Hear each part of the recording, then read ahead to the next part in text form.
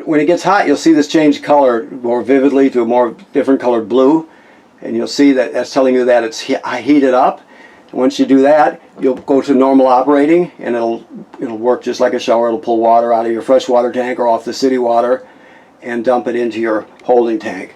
So it's just a way to save water and storage space. It's called a water miser. Like I said, you'll know when it gets hot when it changes color. That's a perfect example of something that if you don't quite understand it, you can go to manufacturers' videos, and they'll show you how it works. Okay. All right. The other thing to know is, I don't know how much camping you've done or what your level of experience is. So you can't get you have to have water and chemical in your black tank before you use it. So you can't use it dry. This is the flush pedal down here. So you can see that's the black tank directly below us. So if the water was hooked up right now, water would be swirling out, and it would be filling the black tank. It would be flushing, actually. So what you do when you get to the campground, you hook up your water and your power and all that. Then you come in here and you put your chemical right there, right inside the bowl. One dose of it, whichever brand you use, just read the directions. Then you'll step on the pedal, and the water will start swirling around, and basically you're going to put about a gallon or so of water in the tank. There's no way to tell exactly what that is. You just use common sense. It has to be close. It's no big deal. The bottom line, like I said, is it has to have some water in it and chemical when you start using it. You never use the toilet without water or chemical in the black tank. All right. So then you would just keep using it until it was ready to be dumped. And when you dumped it, if you dump it, let's say you're going to stay at the campsite for another week, then you come back in here and repeat that procedure. Chemical in about a gallon of water, and then you're good till you dump it again. All right. Also, this is your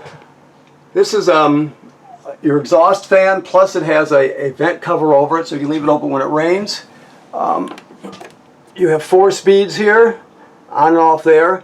So you put it on 1 and you can barely hear it running. You put it on 4 and it'll pull your hair straight up just about. It's pretty powerful. So whenever you use the shower, you always want to use this on 1 or 2, so it'll actually pull the humidity out from the shower, because these trailers are built super tight now, and you don't want to create conditions for mold or mildew to grow. So you always want to run that with the shower. Also, if you've got a bunch of people in here, and it's that time of year, it's in the evening, and you're getting condensation from people's breath, you can turn this on 1 or 2 up here, and it'll pull all that out. You won't have any condensation at all in the trailer. So it's a good thing in that sense also. Okay? All right.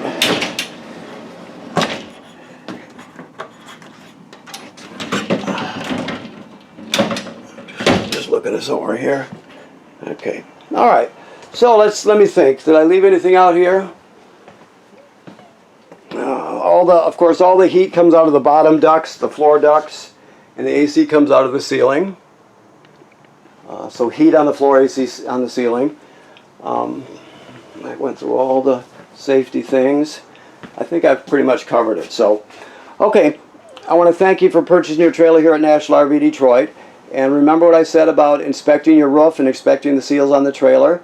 Every place you see sealant on the side that came from the manufacturer, you just give that a look over too. Plus, you mainly pay attention to the roof. That's the more important thing. Never use sealant or caulk or anything from a hardware store. It's got to be something that comes from an RV place. In this case, it's the roof is a lap sealant called Dicor, and the sides are clear Proflex, I believe, on this one. So don't use hardware store caulk, okay?